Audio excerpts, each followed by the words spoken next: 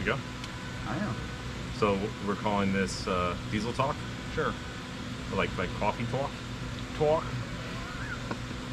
All right. Got my water. So we're gonna call this Diesel Talk, but if we change the name in the future, you don't get to yell at us for it. That's just sorry. We wanted to get into this before we actually started thinking seriously about it. More probable than possible. Yeah. So Cast Choke, Adam Blackberg.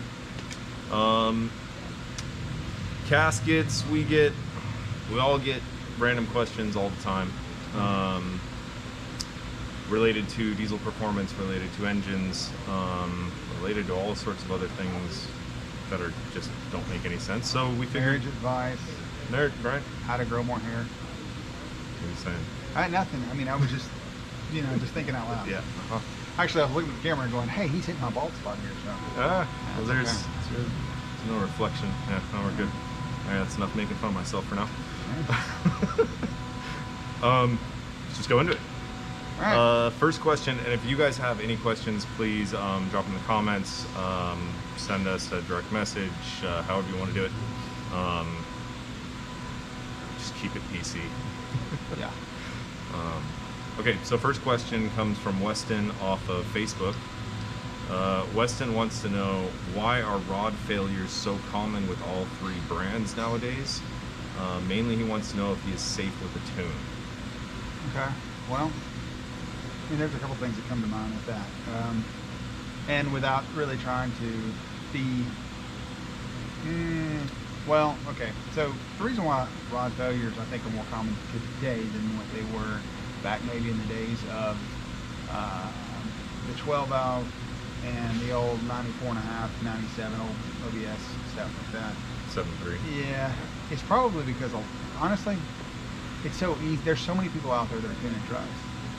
I don't really think, honestly, don't get me wrong, been in a 12 valve or blowing a 12 valve rod up, you're really doing something. You're making some serious power, right?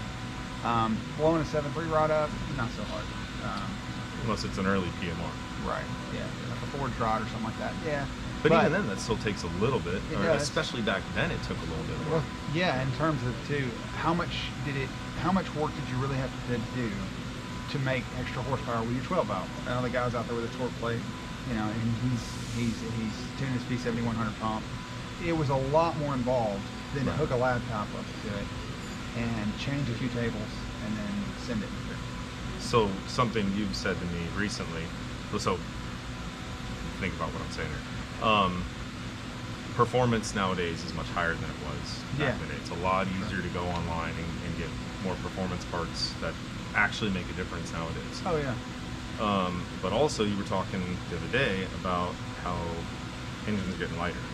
True. And I think this might, so sorry, let me back up a little bit. He says, is he safe with the tune? Are you safe with the gun? I mean, it really depends, okay? And I'm saying that is as long as it's pointed in the right direction, yeah, you probably are.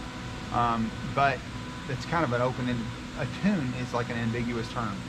Am I safe with someone tuning my truck? Am I safe with a mechanic working on my truck? Well, I mean, if it's like fly-by-night diesel, I probably would not use, shady diesel or something like that, I would probably, and there, no offense if there is actually a shady diesel. I know there are, but by name, I don't know. Probably Shade Tree, for sure. Maybe so, but... nothing against Shade Tree Diesel. No, but, I mean, it really depends. Is a tuner safe? If it's tuned properly, yes. Boy, that really is not helpful, is it?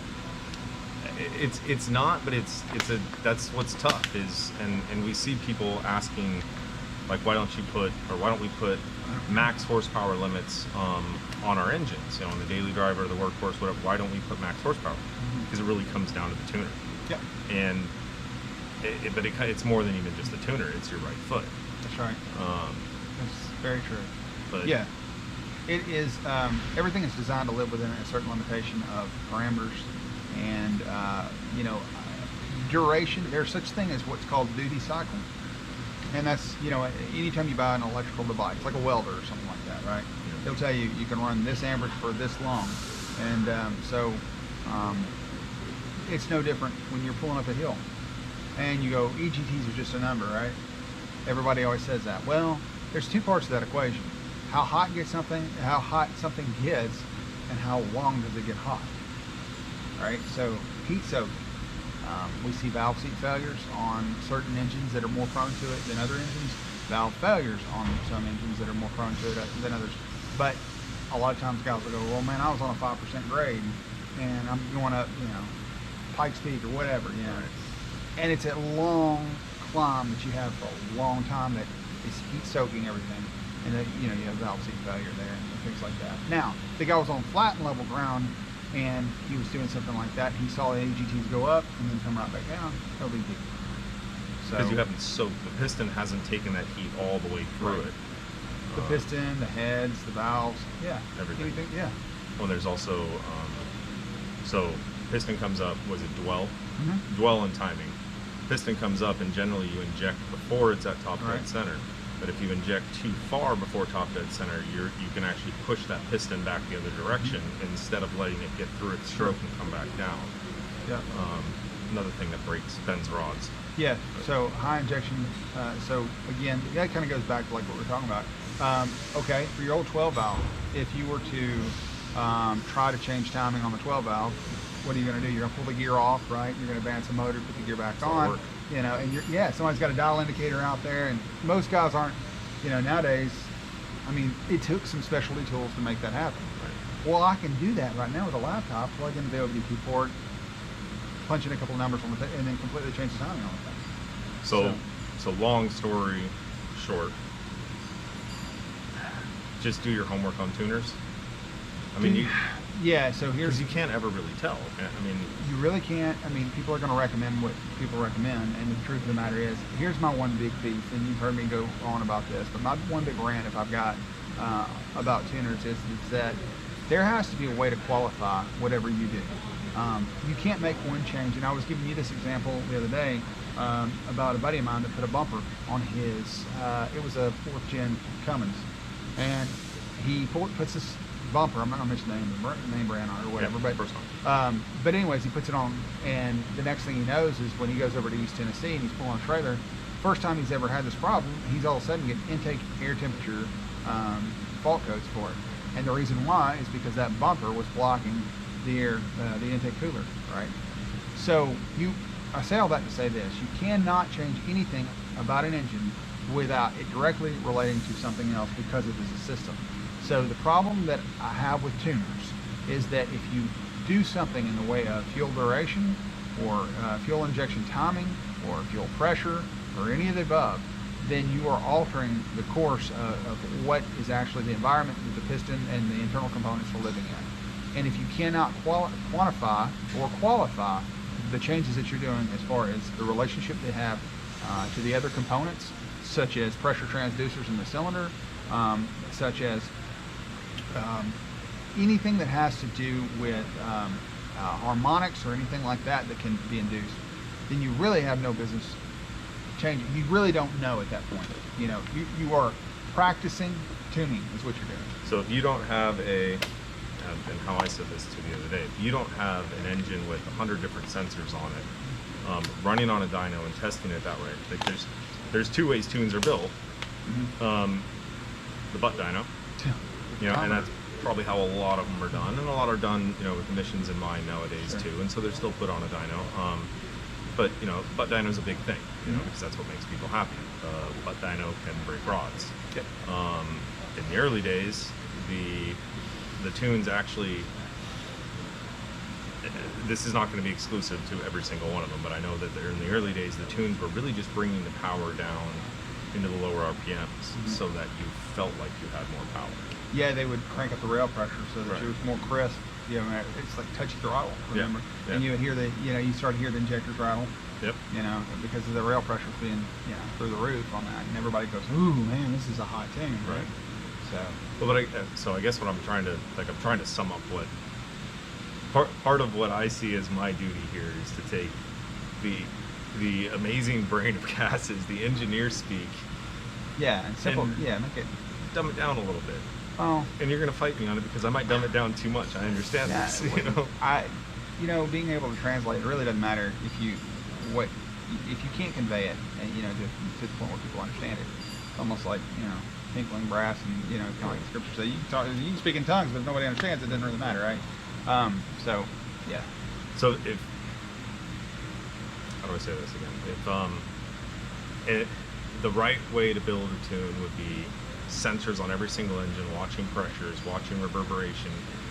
No one does that. Very few. Very few do that. It's a tremendous cost. Racers do that. Sure. But racers are worried about a quarter mile. Right. They're worried about 5 seconds. They're worried about going on a sled pull track. They're worried about $125,000 engine. Right. Yeah. They want it to last a weekend. Obviously you want it to last a season, but in the end. Yeah. Well, in the investment that most of these guys are having are, I won't mention the tuners, but they'll have the software in order to do the tuning, and that's their investment. Right. It's not. It costs a tremendous amount because, like for instance, AVL pressure transducers, $10,000-$12,000 plus just for the transducer, not the dyno. We're just talking about the sensor. And you're putting that what in each cylinder? Yeah. Yeah. Mm-hmm. Okay. Yeah. To find out so that's one sensor. So to do it, you're talking it $60,000 to $80,000. Yeah, it just depends on what you want it to do. Most of the guys will move them around from Yeah, they don't want to make the investment, but it does. It gets very costly on that. So I wish there was a silver bullet answer where I could just say use this tuner and you're going to be okay. I can tell you this: there are some that I would say do not use that are box tuners, but we will not name those. But there are some out there where 32 degrees injection timing is really going to be where you really start to see some detrimental things happen. The beauty of part of that is a lot of those don't exist anymore. Yeah, that's true. I do know some of the names you read my mind. You would think of, but a lot of them don't exist. So, So long story short, just do your research on tuners. See how many they've sold, see how many reviews they have. That's probably the most you can do, and don't run it on extreme when you're towing 10,000 pounds up a 5,000 or 5% grade. That's right. Exactly. Yeah, I mean, the best thing you can do as an owner is to monitor oil temperatures, monitor injection timing. If you can see it on your tune, that's great. EGTs, always have a barometer, and do what you can there, and just keep it within a safe zone. And that's really the best thing that you can do as the owner. Cool. Yeah. Next question. Let's see, which one do we want to go for here? So I'm not going to say who said this because we get it every single day. We get this question every single day. The customer says, do I have a short block or a long block in my truck? I'm not sure. They don't know what to order, is basically what they're asking. Do I order a short block or do I order a long block? So you have both? Take out the tape measure, right? Oh, no. Yeah. That is a highly misunderstood concept. It's funny because that term gets thrown around in our industry, and they're actually, in all fairness to the guys that are doing that, it's really an ambiguous term. It's understood that a long block comes with cylinder heads, but it's not understood that the long block actually comes with the drivetrain. So it's not really, we joke about it when somebody says, if you do that, you'll get murdered on Facebook, right? I need a long block or a short block, and you're going to get every smart aleck in the entire page. It's going to, give you some pretty interesting answers, to say the least. Colorful ones. Yes. The big issue is that because it is so ambiguous, you don't know if it's coming with valve train components. Does it come with a front cover? Does it come with a rear cover? Does it come with an upper and lower oil pan, harmonic balancer, flex plate? What are we talking about? So really, as a rule, a long block will have cylinder heads. A short block will not. Simple as that. They're the same engine, it's just more stuff on it. So do you need a long block or do you need a short block? That really depends on if you need cylinder heads. That's what you're really asking. Yeah, so if your heads are still good, or you just put them on and your rotating mass decided that it was done for the day, then get yourself a short block and pull the heads off your old engine, put them back on the new one. Now, I will add one caveat to that. I hate selling short blocks because of a couple of reasons. I have had more problems with people calling me and saying, hey, I just installed a short block. Now I've got, I took my heads to the machine shop. We put these heads on, and next thing your guy knows is he may have piston to valve contact or something like that. Or let's say that the guy didn't surface the heads at all, and he just slaps them on the new motor. Well, then you're more prone because the heads were not surfaced to have a blown head gasket or other issues that result of it. When we build engines, we set our specifications for the cylinder head to match the short block. So piston protrusion is going to match so that we are looking at the correct valve recession. But the valve recession isn't the end of the story, because most guys, they'll give you that number. Oh yeah, I set the valve recession with this, that, and the other. But there's a lot more to that. I had a guy, man, I wish I could show you the picture. I might give it to you and you can put it up on the outside. So take a look at this. So this guy sends me this picture of a cylinder head. It's a Duramax. And the guy goes, does this look right to you? I've got some valves that are recessed 70 thousandths and others that are protruding out of the head. And he sends me this picture, and like I said, you'll be able to see it on this. And he goes, does this look right to you? I was like, absolutely not, man. That's crazy. Well, the guy had the valves reversed. He had the intake and the exhaust, and the intake. And this was a machine shop doing this. So that being said, if the guy had taken the heads and had it from somewhere else and put it on this short block, then obviously he'd have had all kind of problems. And typically what's going to happen is he's generally going to call the guy that he paid the most money to, right? Of course. Right. And that's going to be the guy that he built the short block to. Best analogy, we just got done building the house, and my wife said, who do I want to get to do, who would you get to do the painting? So you get the guy that did the drywall to do the painting. Because if it doesn't look right, he can't blame anybody. Yeah. He was the guy that did the whole job. Yep. You're better off going, okay, well, the short block and the long block, the cylinder heads, everything, it came as a package, and it came from this guy. Right. Okay, good enough. It's going to be his fault, right? It's going to be his responsibility to take care of it. In the story. Yep. Otherwise, you get a pointing game. Well, and there's also, so if you need a short block, obviously something happened. Either your engine's tired and mileage, fine. That's one thing. But if it's tired and has high mileage, heads probably need some work too. Absolutely. But if it just catastrophically failed, what caused it to catastrophically fail? Right. And the odds that your heads need work as well, you gotta know what you're talking about. You gotta call us and tell us what happened, or your mechanic needs to know what they're talking about. But there's the possibility that if you need a short block, it took everything else out too. I mean, the thing about it is that most people go, okay, well, the head was surfaced. I surfaced it. Great. Okay. If you surface the head, did you check the valve guides to make sure that there was no wear or slop in them? Right. Because if you go and you cut a seat, but you don't check the guides, now you have a seat and a guide that's not, or the seat is no longer running concentric to the valve itself. Right. It's not sealing properly. Okay, are the springs tired? I mean, we need to check spring pressure. The valve seals, they're worn, right? So there's a lot more that goes into a cylinder head than just decking the surface of it.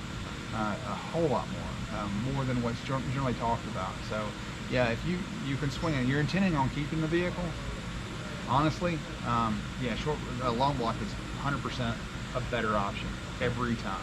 At bare minimum, get your heads pressure checked. Make sure they're checked for trueness. Yeah. But I mean, those valves are opening and closing trillions of times through the life cycle, and yet people think in terms of the rotational assembly wearing, the bearings and everything, but that's still a wear item, right? Guides are a wear item. Right. The rocker is like a banana basically coming down, right? So you're seeing that guide push off and wear.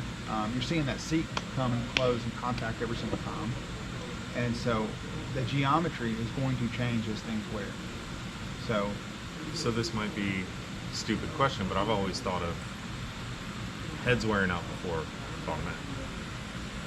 Is that okay? Somewhat of a true statement? Or? Yeah, and I mean, I know it depends. It is, and there are things that cause premature cylinder head wear as well. Okay, and let me add this too. Most of the guys pull their gold cap off, right, and they see a little bit of blow by. Instantly, where they're going to think, okay, yeah, my rings will wore or something like that. Well, valve guides wear too. They can also cause blow by, and that can be a problem.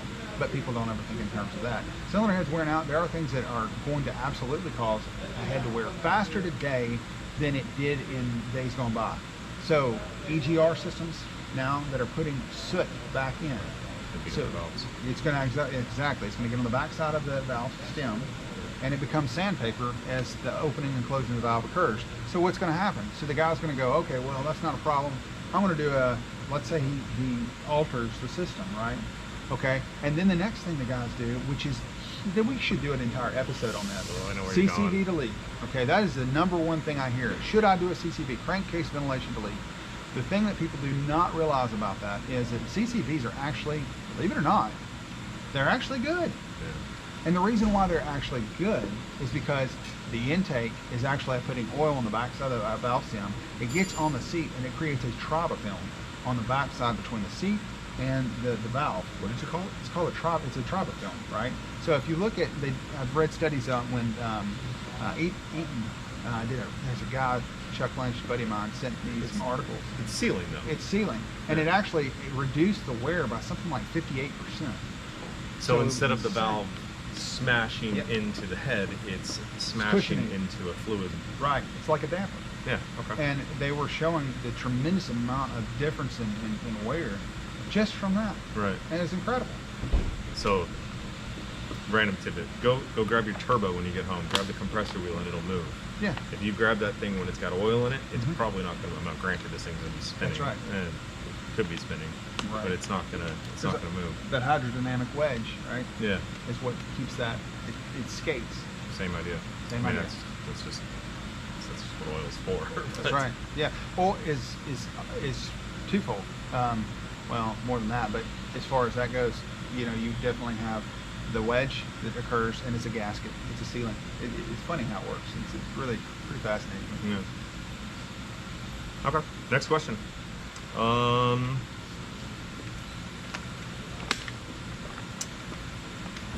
You know what? I think we should save the Cummins 2020 engine for its own episode. Yeah, totally. There's That's, a lot of content on that. So A little teaser. yeah, so we have a 2020 Cummins engine here, and very quickly it's got a bunch of changes. It's not cast iron. Nope. It has a bunch of random holes in the block. From the factory. From the factory. Yeah. Yes, from the factory. There's a lot of guys that have Cummins with random holes in the block, right? Or random splits. Yeah. What else? Well, yeah, next one. So keep watching for these to come up, and we'll talk about that next time. Also, little teaser, I haven't talked to you about, but this might be something else. For the 6'4", or let's just say for the bed plate guys, 6'4" guys, 6'0" guys, primarily 6'4" guys. Definitely some information there that we are, believe it or not, we're still learning on those platforms. So I found some information. We've done some modifications for a guy for a high performance build on that. And as I got into it, I found some very interesting things that actually is going on with the bed plate and the block. I think I heard about this. And so we've got some Fuji film. Mr. Fuji, not the guy that came to, never mind. Got some Fuji film that we're going to put down to get its impression and find out where our contact surfaces are. Okay. And anyway, don't want to give too much information on that, but Well, it's wearing in areas you weren't expecting it to wear in, right? yeah, we're I seeing heard fretting. from some of the other guys. Yeah, we're seeing some fretting in some areas that we did not see before on those engines, which is pretty neat because, and I won't go any deeper than this, but it's kind of the general consensus of that engine is it's a bed plate. It doesn't need main studs. That thing's just solid. The girdle, the bed plate is all one piece, so it's far superior, and fretting's not really much of an issue. So for most engines have individual mains. Most of you probably know, but if you don't, the 6.4 and many other engines, instead of having individual mains that can move on their own, have one massive piece that ties into the block. Right. Sorry, just wanted to. Yep, exactly. And just a lot of times you look at something and you think, I remember the first time I ever discovered how much distortion there was in a cylinder block. You think it's so big, right? I mean, it's heavy, it's bulky. There's no way that the thing could possibly distort that much. And when I first learned about torque plate hunting and how much distortion the cylinder wall would actually have in it, and we started doing testing, and we were seeing 2.5 thousandths of distortion, and you could actually not torque plate hone and then torque a head on, and then go to load the piston, and the piston tightens up on you. It's insane. Yeah. So, the more you do this stuff, the more you learn, the more fearful you get about things, right? It's good. I remember Billy Godboll from Comp Cams, which he's got a really cool book out that just released, and he tells this story that they got an AdCol tester. Now, AdCol is $1 million piece of equipment used for testing the geometry of the camshaft. But when they did, and I always tell people this, because I thought it's so funny, because Billy's like, he's a camshaft guru. I mean, Yeah. Billy's brilliant. but they didn't send out a camshaft for 3 days and they've been building camshafts and grinding camshafts for years. Plus they and years stopped and years. production basically. Because they were terrified at what they found. There were things that they could see. It's almost like looking through a microscope and seeing germs, right? Yeah. I mean, when when you can't see it, you're like, oh yeah, I'll eat that off the floor, no big deal. You look at it through a microscope, like, oh my goodness, I would never touch it, right? Yeah. Well, now you're starting to see things and you're going, whoa, I had no idea that was actually doing this. So I've totally got to change and revamp the way that I'm doing it. Engines that are 13 years old or more, still learning stuff every day. Yeah. Always taking new skills. So very short, that bed plate essentially moved. One end of it does. Yeah. Yeah, in a big way. Which is going to affect wear, but sorry. Let's end on one. Okay. Coulter, through Facebook, sent us a message. He's got a 2013 Power Stroke. So this could be two-folded, but he says it's sluggish after installing a new turbo. So obviously we would think, okay, turbo's too big. You need more fuel. You need to tune it. But he pressure tested it. It's not holding any pressure. Okay. Now it's an at-home pressure tester. It's not, Yeah. I want to go really simple here. If it ain't holding pressure, I guess is he talking about the charger cooler area? Yeah. The piping. So he's got a massive. He didn't leak. say that, but my assumption is that that's what it is. Yeah. If you got a massive boost leak, it's essentially like not having a turbo at all. Another thing too is anytime guys, I don't know how many guys have changed those. Now it sounds as big a deal on the 6.7, but I know the guys for the 6.0s do this all the time. They forget to plug in the map sensor, and they go on test drive, and they're like, "Oh man, this thing's a dog." I did that all the time, because it's right there in the way. Yeah. 6.7, not so much of an issue, but yeah, if he's got he's saying he won't. He's pressure tested it, and Says it will not hold it at all. Okay, so I'm a massive error. Well, yeah, and I hope that the guy's testing it correctly, because if he's blocking off one end, and here's an interesting thing about that. Okay, I know I'm not telling you if you stick your hand in the turbo or whatever and you kill yourself, that's your own. Okay, but don't stick your hand in the turbo when the engine's running. I actually got a friend of mine who Not he on lost you. his Don't finger. do that. He lost his finger on a Pro Charger. He slipped. He had the breather off. Like yeah. How was the Pro Charger? I mean, it chewed it up and spit it out. So It's okay. It somewhere went through the exhaust pipe. But yeah, sure enough, for us, I mean, at great guy. least that's kind of a good story. Hard to pick your nose like that. So, but any This rate, is horrible.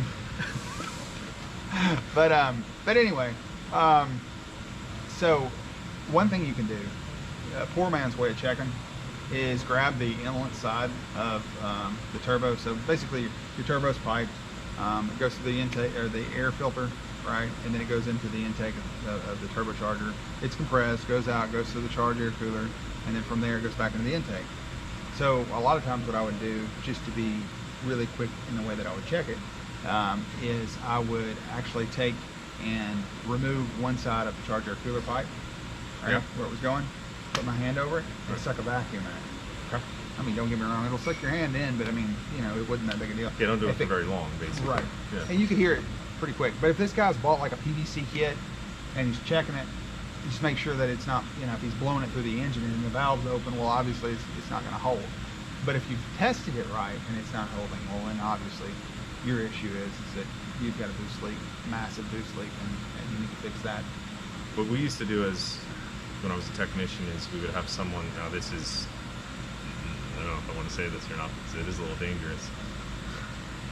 Brake boost the vehicle. We don't want any mothers calling us. Yeah, this is liability right here. We would brake boost the vehicle and essentially look for crankcase vapors coming out of the boots. Yeah, sure. And if you can't, that can be dangerous. So be smart about it. But Right. then the next step would be put smoke in there from the Get EVAP your test friend for a look. emissions. Whether your brakes. Someone you don't like. That's right. No, don't do that. No, never. So, but yeah, I mean, typically if you got a big boost leak, it's not hard to find it. I mean, it's those things don't leak. Like most of the time, you don't have tiny leaks in those things. Generally, it's you hear it pretty loud. Or exhaust leaks. That's another problem. I always hated exhaust leaks because. Like on a 6.7. Oh gosh, they're terrible because it's hot You can't feel it. You want to stick your hand back there and find the hot air where it is, but you know, it's a little bit of a pain to find. Well, in the 6.7, the manifold's on the inside, so you're not gonna. I mean, you're just gonna see soot everywhere. Except for the two, But you know, your up pipes in the back. So yeah, it is. It's a much more of a pain. But if that's the guy's issue, he's got a leak, obviously. Make sure you check that. I mean, I would assume just from his message that he, because he did talk about, I can't hear the whistle, but it's probably not building enough boost for that. If I was thinking of this, the first thing I would be looking at is the boots, because you know that your intercooler can fail too. It's a little bit more rare, but it can. Look at the intercooler, look for oil, look for dust on the intercooler anywhere. Check to make sure with the engine off that your turbine moves.